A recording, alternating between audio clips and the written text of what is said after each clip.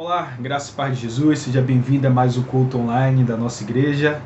Que o Senhor te abençoe, que o Senhor fale com você, que você tenha a oportunidade de cultuá-lo, de ouvir a sua voz, de estar na presença do Senhor. Eu queria que você se sentisse muito à vontade em nosso meio.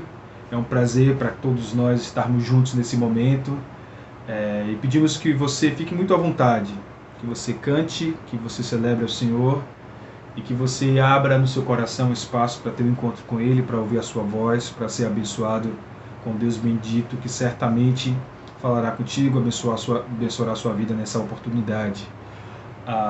Antes de orar, eu queria te pedir um favor, que você pudesse se inscrever em nosso canal e curtir a nossa página, para que a nossa experiência de culto pudesse alcançar mais pessoas e que o nosso canal tivesse mais facilidade de acesso. Então, se você puder, nos dê essa ajuda. Vamos orar ao Senhor? Senhor, nosso Deus bendito, Deus de toda a vida, te louvamos, Senhor, pela alegria que temos de celebrar a vida bendita que o Senhor nos deu. Que o Senhor receba os nossos cânticos de louvor, os nossos corações em profunda gratidão, porque reconhecemos a Tua bênção, o Teu favor, a Tua provisão sobre nós, cada um de nós e sobre os nossos. Pedimos também, ó Deus, que o Senhor fale conosco nessa oportunidade, que a Tua palavra, que as canções, que os encontros que teremos possa estar repleto da Tua presença, encharcados da Tua graça, e que assim todos nós sejamos alcançados, abençoados e transformados pelas boas novas de salvação em Cristo Jesus. Nós oramos por essas coisas nos méritos de Jesus de Nazaré, o nosso Mestre. Amém. Deus te abençoe.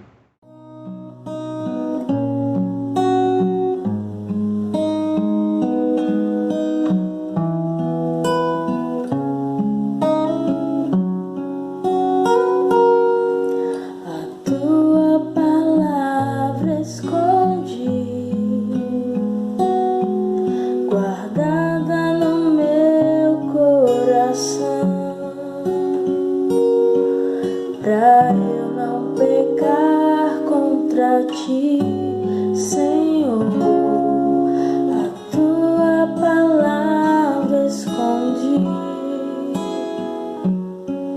minhas vestes no sangue lavei, e das tuas águas bebi, pra ser uma oferta agradável a ti, minha vida a ti consagrei, meus dons e talentos são pra te servir, meus bens preciosos são teus, não vejo razão na minha vida sem ti. Tu és meu Senhor e meu Deus, assim como o fogo refina o ouro, vem tua obra em mim completar, até que o mundo possa ver tua glória em meu rosto brilhar.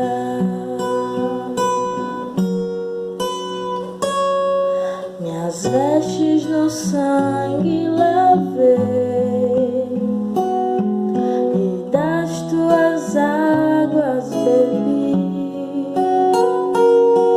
pra ser uma oferta agradável a ti, minha vida a ti consagrei,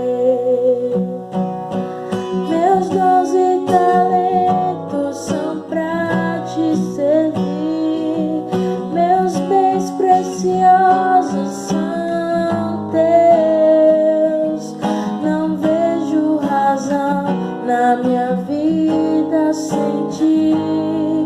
Tu és meu Senhor e meu Deus, assim como foi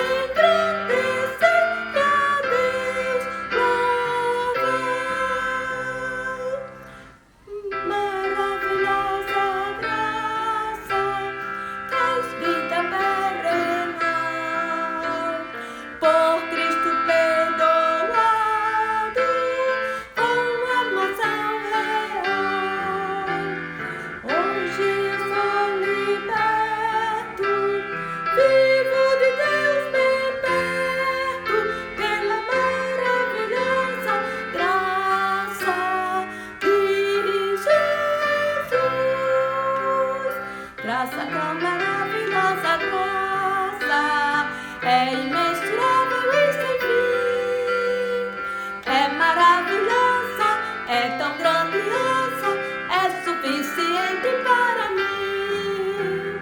É maior que a minha iniquidade, é revelação do amor do Pai. O nome de Jesus engrandece e a Deus louvai.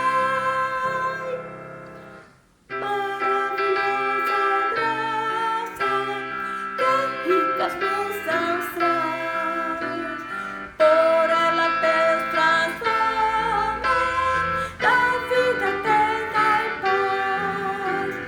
Sendo por Cristo salvo, faço do céu meu alvo, pela maravilhosa graça de Jesus. Graça da maravilhosa graça, é imensurável e sem fim. É maravilhosa, é tão grandiosa, é suficiente para mim. É maior que a minha iniquidade, é revelação do amor do Pai. O nome de Jesus engrandece e a Deus louvai.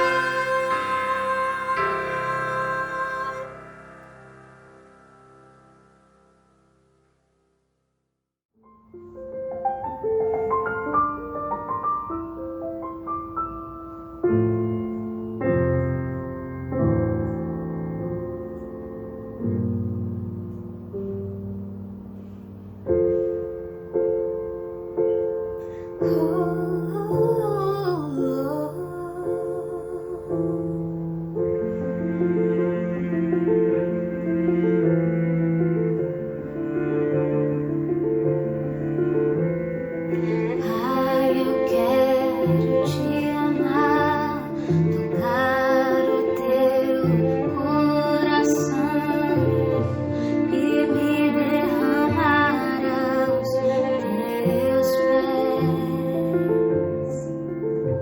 Mais perto quero estar, Senhor, e te adorar com tudo que sou, te render. Glória, aleluia. Aleluia. Aleluia.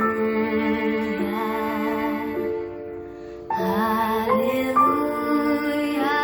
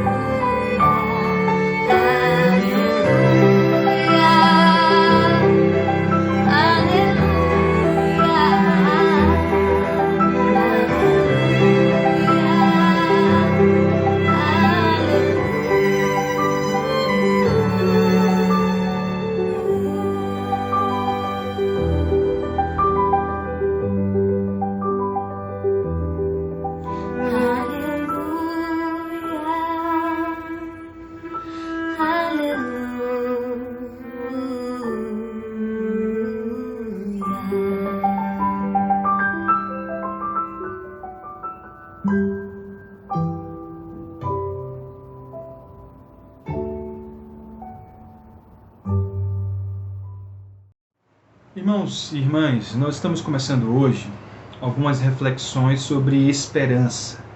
Bom é ter esperança. E para hoje eu gostaria de compartilhar com vocês um texto das Escrituras Sagradas que está no Evangelho de Lucas, capítulo 24.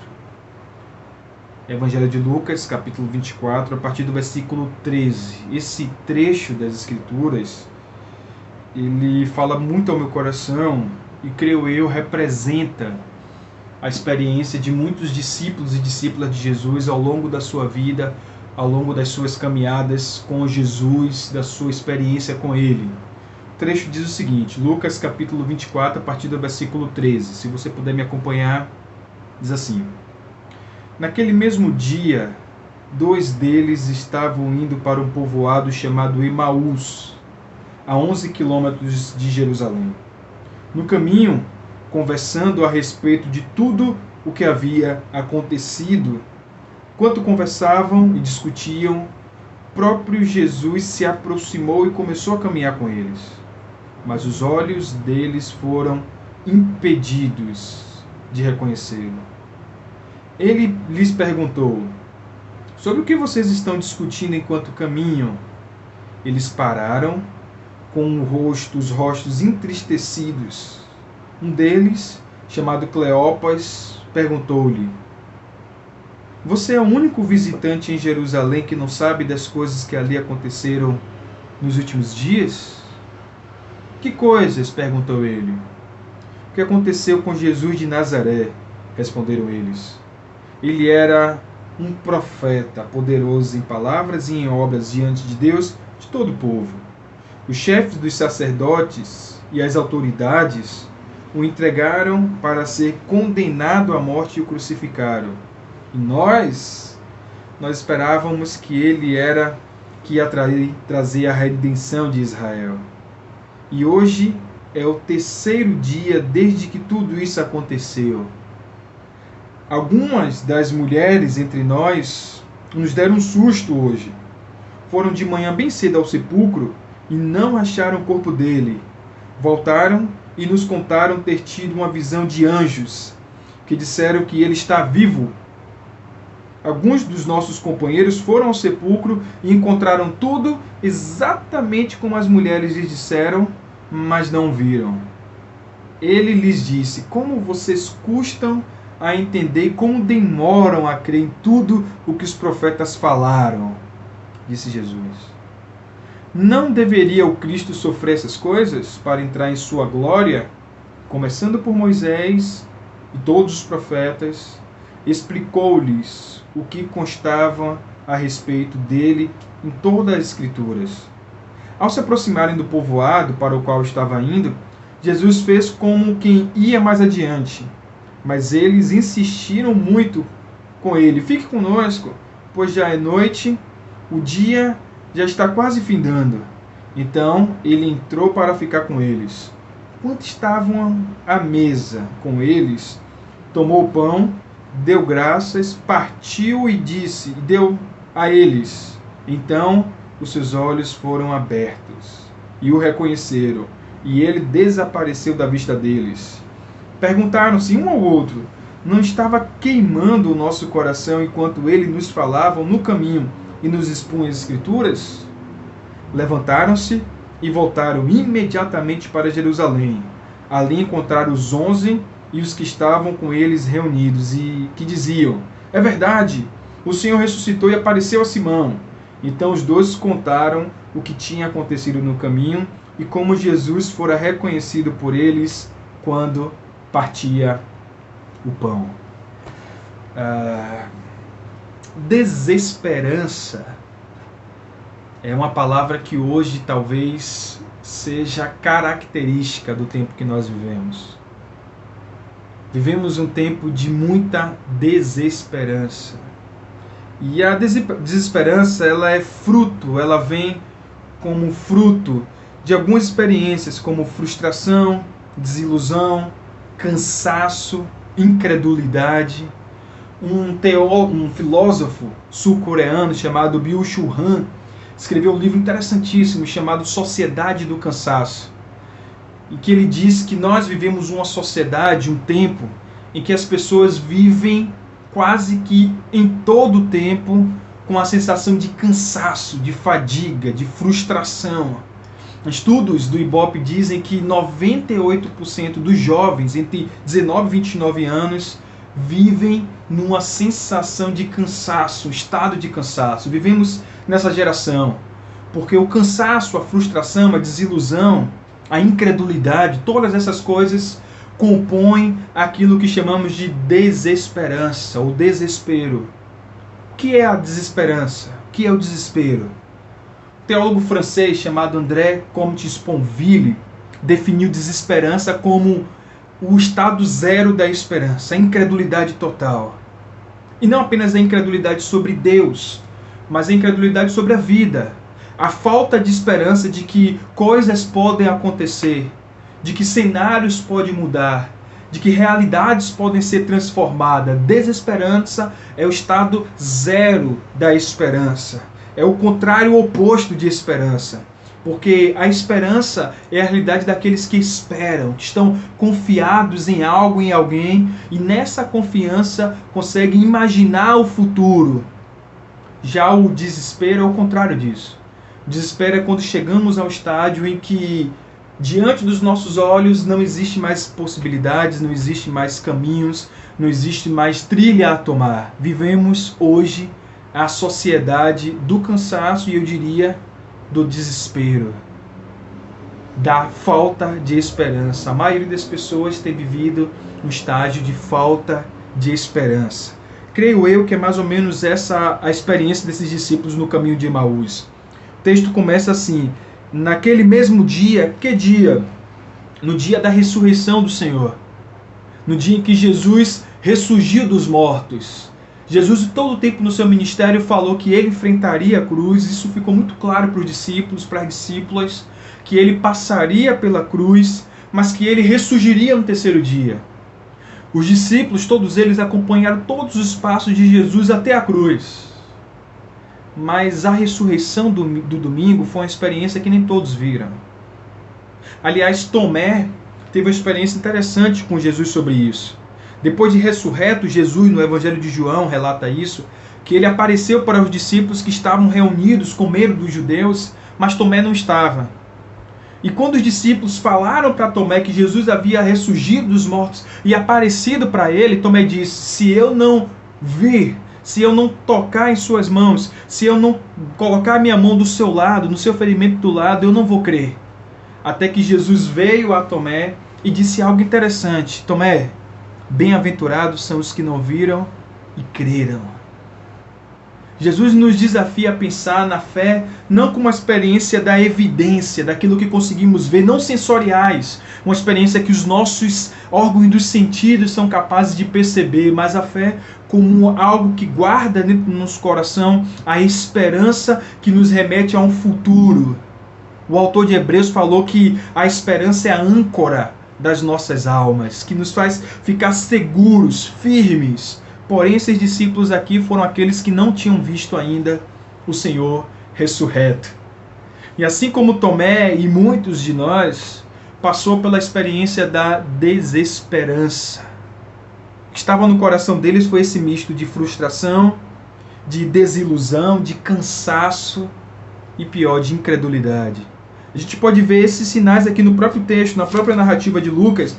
Versículo 14, por exemplo, diz o seguinte: que no caminho conversavam a respeito de tudo o que havia acontecido. Eu imagino eles pensando em todas as experiências que eles tiveram com Jesus, tudo que eles viram Jesus fazendo, daquelas coisas que eles abriram mão para seguir a Jesus, e eles estavam conversando enquanto voltavam para Emaús, provavelmente voltando para casa, saindo de Jerusalém, saindo de onde Jesus estava e voltando para casa. E no caminho eles iam compartilhando as suas frustrações.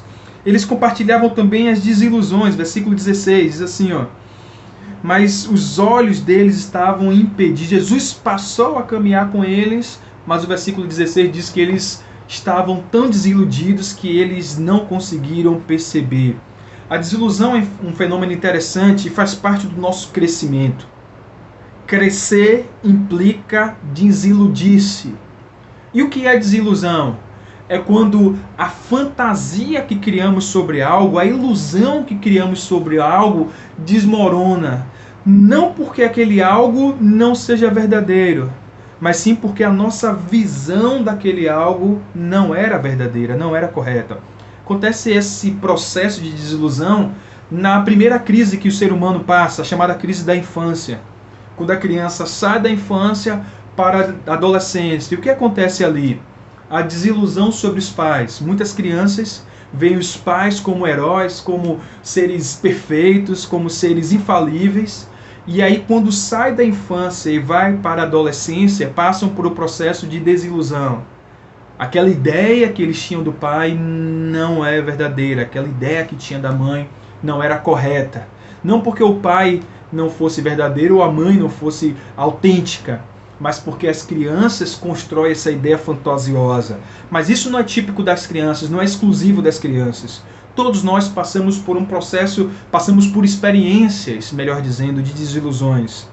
São quando passamos por momentos em que construímos uma ideia sobre algo, até que esse algo se revela para a gente de um modo diferente das nossas expectativas, das nossas compreensões. E aí nos desiludimos, deixamos de estar iludidos sobre algo e temos acesso ao real sobre aquilo.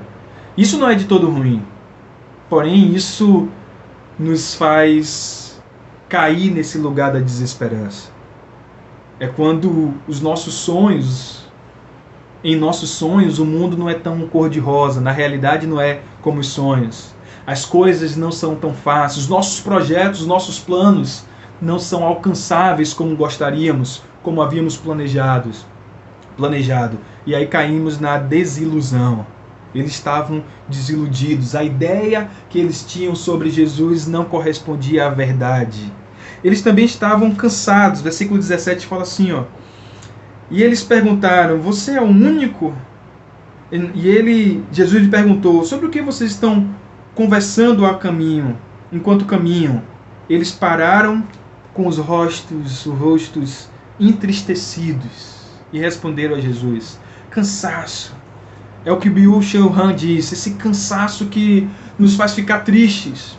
Porque há o cansaço da alegria, quando você faz algo que você gostaria de fazer, que alcança os seus objetivos, que você tem sucesso, e aí você chega ao final com a sensação de cansaço, mas de alegria.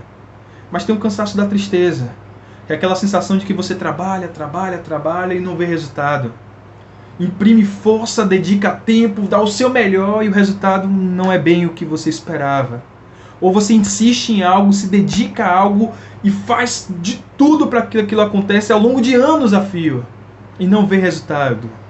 E esse cansaço faz com que a gente fique com o rosto triste. Ficamos cansados.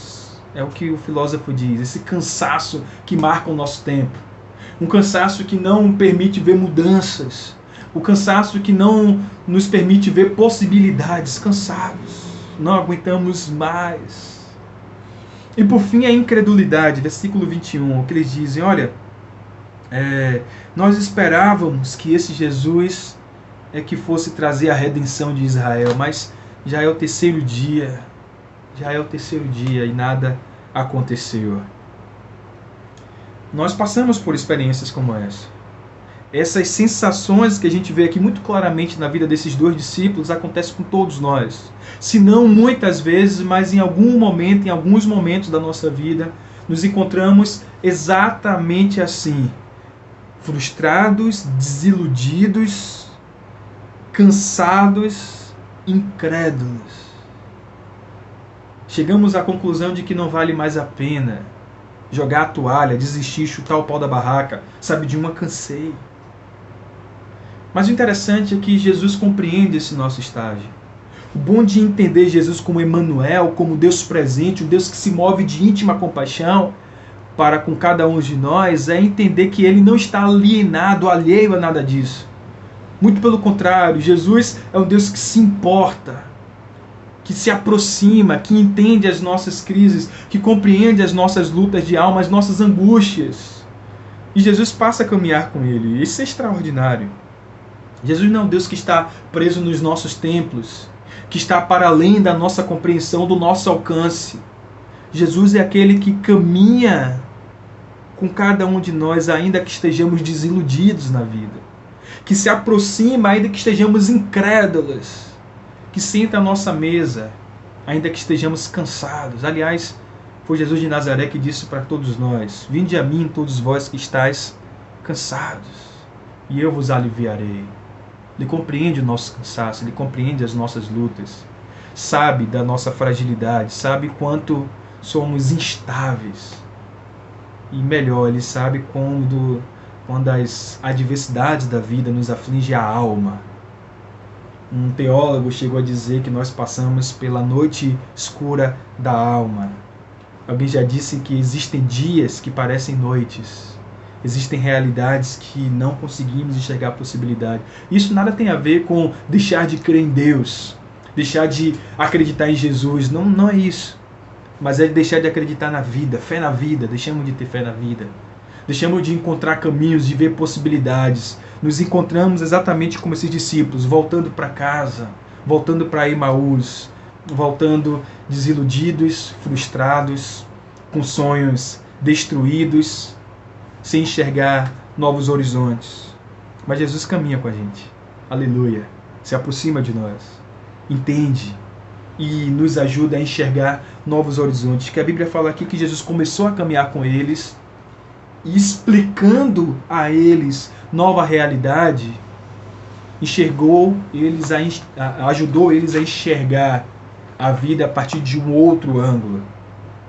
Sobre as crises da vida, sobre as lutas, sobre as angústias que passamos, nós podemos compreender duas coisas. Primeiro, a crise que há de fato é diferente. Existe a crise de fato, o problema que existe de fato, e existe como nós enxergamos a crise, como nós enxergamos o problema, como nós passamos pela luta. São coisas distintas. Existe a diferença entre o problema propriamente dito e como eu lido com esse problema. A crise propriamente dita e como eu enfrento essa crise. E o que Jesus faz aqui não é negar a crise, não, muito pelo contrário. Jesus ajuda eles a enxergar aquela diversidade de um modo diferente. O fato é que Jesus havia morrido, e esse é fato. Mas o fato que eles não consideravam é que Jesus venceu a morte. Vai existir momentos na sua vida que a sensação é de morte, de perda. É de que algo lhe foi roubado. Mas há possibilidade de enxergar a vida a partir de um outro ângulo. E ainda que você não tenha acesso àquilo que você perdeu, existem possibilidades de você encontrar caminhos para superar aquilo que foi perdido. Jesus vencer a morte é um fato que os discípulos não estavam conseguindo considerar. Eles pararam na morte, pararam na sexta-feira, no Calvário. Mas esqueceram que Jesus é poderoso para vencer a morte.